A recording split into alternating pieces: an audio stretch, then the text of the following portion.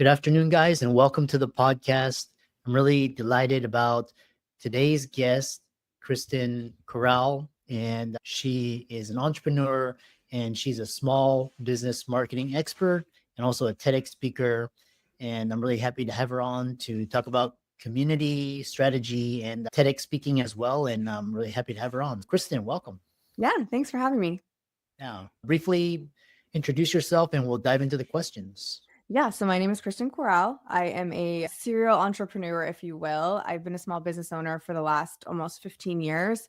Before that, I was a Las Vegas showgirl. So it was an interesting transition to go from showgirl to entrepreneur. But yeah, I started from the ground up, grassroots. I started a pet care business first in Las Vegas. I scaled that and sold that. And now I own 7 restaurants with my husband and 2 other business partners. And we're scaling that. Our largest concept is Tacoarian, which is a plant-based Mexican eatery. Interesting. So these days, what do people come to you for? Is it for coaching or is it for speaking engagements? Talk about your ideal client avatar. Yeah, a little bit of both. I do a lot of coaching through women's networks, through NABO, the National Association of Women Business Owners. I'm just out in the community helping other, specifically women, but all small business owners scale up with small budgets. That's my thing. I think there's a misconception that you have to spend a ton of money on marketing, and that's really not true, especially as a micro and small business. And most businesses are in that micro category. They operate with less than 50 employees. So they don't have a big marketing budget. So I'm just helping people get to where they need to be without a lot of money. I also speak a lot. I do panels a lot. And obviously I did TEDx recently, which was really exciting. Oh, I lost your sound. People getting wrong about small business marketing these days, especially given we have AI now and social media. What are people getting wrong? I think the biggest thing that people get wrong is they rely too much on social media. So I think people think of social media as like the end all be all, but unless you're really creating funnels and driving people from social media off social media, then there's really not a lot of ROI. Typically, the people that are following and engaging with you on social media are not actually buying your product or walking into your brick and mortar business. And I think that's the biggest misconception people have about social media. Yes, it's fun. Yes, it's exciting. Everybody likes to go viral. Everybody likes and clicks and comments and things. I'm guilty of it too. But are those people from social media driving sales to your business? So if they're not, then you need to get them off social media and into your email list. So that's the biggest thing that people are not doing is they're not building an email list. Yeah. And so the other question I have for you is where does AI play into all of this, especially with the ability to create viral content, or how should influencers be viewing AI in terms of their marketing? Listen, I think AI is a really helpful tool. I think it's great for building outlines, for helping you with strategy. I don't know that the copywriting and the personality and the actual narrative is there yet. So I'm hesitant to tell people. I do a lot of coaching with how to use AI to build your marketing plan and things like that. And I do love AI for those things, but I don't know that AI is going to give you like a viral piece of content and say, here, post this and it will go viral. I have yet to see that. I see a lot of influencers pushing that on social media, and I don't know that it's there yet. Follow-up question I have for you is, given the amount of, there's so much noise or so much, or I guess there's so much signal and noise out there. Everybody's an influencer, everybody's on social media, everybody's a coach. How do you stand out from this crowd in terms of community? Yeah, listen. So community is one of the biggest things in our business that has allowed us to scale. And a lot of people are, oh, we're community, we're this, we donate, we this. And this is actually the subject of my entire TEDx talk. So most small businesses write a check, they make a donation, and that's it. It's done. They don't leverage that donation to drive more sales. And that was the entire kind of synopsis of my TEDx and how you can leverage your community to actually increase your sales. So if you partner with, let's say, a local charity, that local charity might have 50,000 followers or 100,000 people on their email list. Let's say it's a large animal shelter and you have a smaller following or maybe the equal following. It doesn't even matter. Now, if you go to them and say, hey, let's create a set of deliverables that both of us are going to deliver on. We're each going to reach out to our email list. We're each going to reach out to PR. We're each going to reach out to local media. And we're going to leverage two audiences. Everybody's going to drive sales. Let's say for, in the instance of a restaurant, everyone's going to drive their audiences to your restaurant to order this one special. And then you're going to donate a portion of that special. So it's in everybody's best interest to drive people to your restaurant to order that special.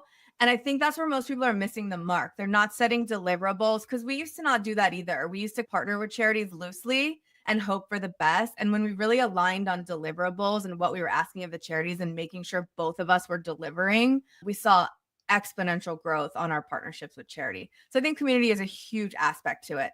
Listen, I love coaching other businesses. I find it to be really fun if someone comes to me and says, hey, I have a beauty business. What should I do? I'm like, you do this, you do this, and you do this. I get really excited. So it's fun for me. It's not my main revenue stream. Obviously, I'm an entrepreneur first, and I do all this coaching and speaking on the side as a passion project. So I guess that's what sets me apart. I'm really passionate about it. How should people be viewing communities? Because a lot of what you're describing is in-person communities, but how should people be viewing? Because now we have Instagram, Twitter communities, Reddits. How should people be viewing digital communities and leveraging that in their marketing? Yeah, I think digital communities are also really important. Like for instance, Facebook groups. There's tons of Facebook groups or Reddit chats and all these things. I think just showing up as your authentic self, even as a business, a lot of times is where people miss the mark. I think when you hide behind your business, people don't see you as a real person. So if you're going into those groups to promote your business or to get more involved in the community, don't go in promoting yourself or your business. Go in as a human being, participate in the conversation, actually be part of that community because you care about the community and you're interested in the community. Don't go in selfishly. And this is a huge, again, mistake that people make in marketing. They're really selfish with their marketing. It's very one-sided. And so you have to go in and offer yourself up, be a human being, because people want to buy from people and brands that they know. And so if they see you as part of their community, whether it's digital or in person, then they're going to rally behind you. They're going to show up for you and they're going to buy your product, your service, whatever you're selling. Interesting. So the other question I have for you is, obviously Vegas is the kind of the entertainment, one of the entertainment capitals of the world. And what has living and working in Vegas taught you in terms of just marketing and differentiating yourself? Because a lot of these businesses, they've enjoyed tremendous success, and I've seen people reinvent themselves. So how can entrepreneurs learn from you and your story and background? Yeah. So, like I mentioned earlier, I grew up in the world of entertainment. I was a professional dancer my whole life, my childhood. I grew up on ballet, jazz, tap. So, I naturally moved into that world as an adult and I traveled the world. I worked on cruise ships and I landed in Las Vegas because there was a ton of work as a performer. Now that work is not what it used to be. We have less and less shows. We're turning into a sports town. So, this city is really evolving. But I think what that background taught me was how to be competitive. That's a highly competitive industry, performance. And it taught me how to thrive and change and grow like very quickly, how to evolve. And that's something that we have to do as business owners. Think about during the pandemic, we all had to pivot. Okay, if you had a brick and mortar, you might not have been open. So how did you pivot to still make money? And Las Vegas is constantly pivoting. So you have to be very quick. And you do also have to learn how to stand out. What makes you different? And I think one of the ways, again, I'm going to harp on this, is like being omni-channel. You can't just be on social media and expect people to show up for you. You have to be everywhere. And if you Google Tacoarian, you will see that we are literally everywhere. Like we won an SBA award, a national SBA award this year. We're top 100 movers and shakers. Like we're putting ourselves out there every single day in this community and nationally. And you can't just open a business and expect people to show up. You have to really put the work in to make yourself stand out. Yeah. And as an avid traveler, I know the city I see it just really like restaurant entrepreneurs, real estate entrepreneurs, performance entrepreneurs just evolve into this high end. It's just been really amazing to see. Talk about one thing you talked about earlier was this scrappy but strategic approach. And what you can teach any entrepreneur about growth, being scrappy and strategic. Yeah. So what I mean by that is not having a large budget. So most small businesses have no budget. So what do you do? Where do you start? I have a free guide on my Instagram that you can download that has 7 things that you can do before you ever spend $1 on market, but I'll give you some of those here. So one that people never do is blog. And I know when you hear the word blog and you think, okay, are we in 2007? But blogging is extremely relevant. So you have to take a different approach. Don't just post about nonsense. Like nobody wants to read your nonsense. What people are doing though is they're searching for things on the internet. So if you figure out what people are asking about in your industry and then you answer all of those questions in blog form, you will rank higher on Google for people that are searching for those things. And people miss this all the time. And this is how I scaled my pet sitting company to 6 figures extremely quickly, using things like this and using tools like Google My Business. Why are you laughing? Though it was funny because I was having a conversation with another guest the other day, and we were talking about blogs. And me personally, I'm on YouTube a lot and podcasts, and so I was asking them, are people don't read blogs, and then but then they were saying like it's like having a website, and then people find you and it's necessary, but that I know a lot of 6-figure bloggers, but it brings me back to the days of 2008, 2009. Yes, it feels like that. But I'm telling you, if you do the ask and answer approach, there's a great book by Marcus Sheridan called They Ask, You Answer. And it explains this in depth. But basically, if you go to answerthepublic.com and you type in dog walking, it'll give you like hundreds of different questions that people are Googling about dog walking and like what their cost per click is, how many searches per month there are. And if you find the ones that are most searchable and start answering those on your blog, which is essentially your website, you will just continue to rank higher and higher. And so when people click onto your blog, if you're linking all of those together, they'll just keep clicking as your website turns into Google. And then they'll eventually be like, this person knows what they're talking about. I'm going to hire them. Interesting. And so because I know people have evolved from, again, I know a lot of successful bloggers, and the new way of doing things is like email newsletters, like LinkedIn, Substack, Medium. Where do newsletters fit into this blogging format? Yeah, I use Substack, but the thing is, so if you use Substack, then obviously that's a third party. So if they land on your Substack, they're not going to land on your website. So for me, that's okay. But if you have a business that you're trying to, again, move your way up on Google, that's not going to work as well for you. You should be blogging directly onto your website using like your WordPress or whatever your hosting your hosting services. But I like Substack. I think LinkedIn's okay, although I've heard they've scaled back on pushing those newsletters out in their algorithm and stuff. So it really depends on your business and your niche and what you're really trying to accomplish with your blog or your newsletter. Yeah. What about something called, because I know people use Twitter a lot and they do microblogging, or even like now Twitter gives you the ability to post like long form content articles about, should people be paying attention to these listicles and just microblogging? So I guess it depends again on your niche. I'm not on Twitter. I don't use Twitter. I'm not a Twitter or X or whatever it is now. I'm not a user of that. So I'm not familiar with how that affects, but I know Instagram recently linked up with Google. So now that if you have a business, your post will show up on Google. So it changes the way that we need to think about our captioning. So we almost have to think of our captioning now, in an SEO way. So let's say you had a post about a sandwich and you're just like, oh, look at this. Doesn't this look delicious? Or something just very generic on your post. That's not going to help you when that moves over to Google, because it's not going to show to anyone. You need to make sure that says, hey, look at this delicious vegan turkey club BLT sandwich.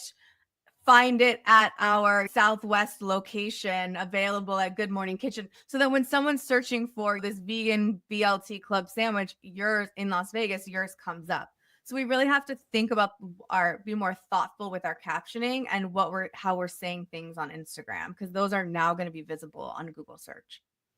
Yeah, really interesting. I think that's a really good point. A follow-up question I have for you is, because you mentioned Google search, and now, because again, we've had previous guest on the show, she was saying how ChatGPT, people are going into ChatGPT, and a lot of businesses are trying to figure out how to best rank in to show up on large language models.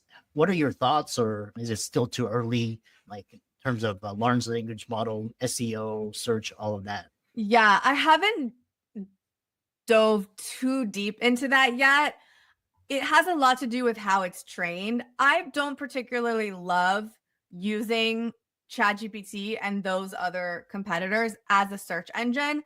I think we should be using AI as like employees instead of search engines. Like we have a search engine, it's Google, it works fine. ChatGPT a lot of times will give you misinformation and things like that. So it needs to be fact checked. I do think that there will be a play into like how we rank in those AI search engines and how we make sure that we stay relevant. And even when we're on Google, it's sometimes giving you like a Gemini description, but those are still pulling from Google. So we need to just make sure that we're relevant on Google first and then dive into the AI. But again, I'm a huge proponent of using AI as an actual like employee and replacing tasks to save you dollars in your business first, instead of using it as just a general search engine. Yeah, that's another important use case, tasks and assistants. And even now you can clone yourself, you can clone your voice, and Scary. yeah. Yeah. And I think the search is still very early, because I tried searching on chat, like some of the best restaurants in a new area, and it took me into this shady part of the area. It was just, so it's still not the best. It's also user dependent. So because I've trained my AI on my businesses, if I ask it like, hey, what's the best vegan taco shop in the US? It's going to be like Tacoarian is the number one, and it's going to pull up 25 articles about Tacoarian.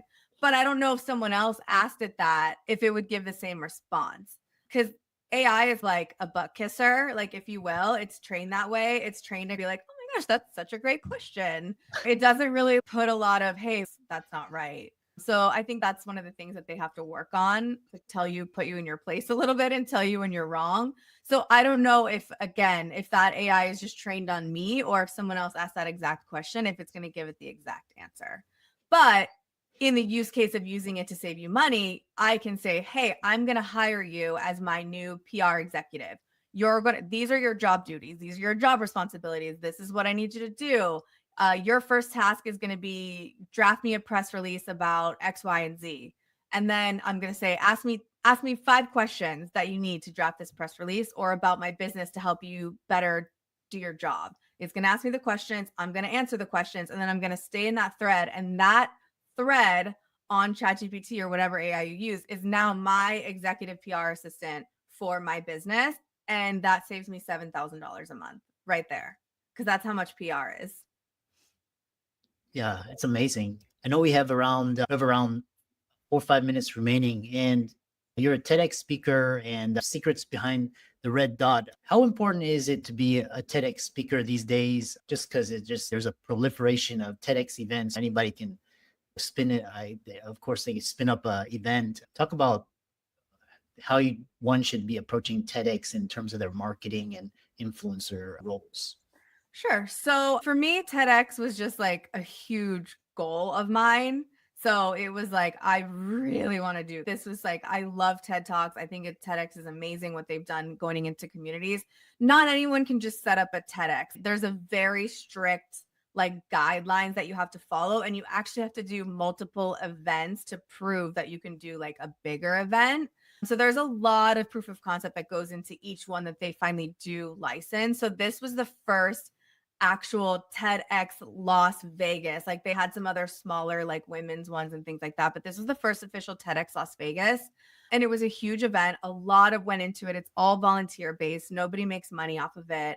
And there were some incredible people giving so much incredible information. And I think that gets lost when you go and see a keynote speaker or a large event or a niche down event. You're not getting to see people speak on all of these other different topics. There was a doctor that was talking about female health. I wouldn't have seen that at one of the events that I'm speaking on.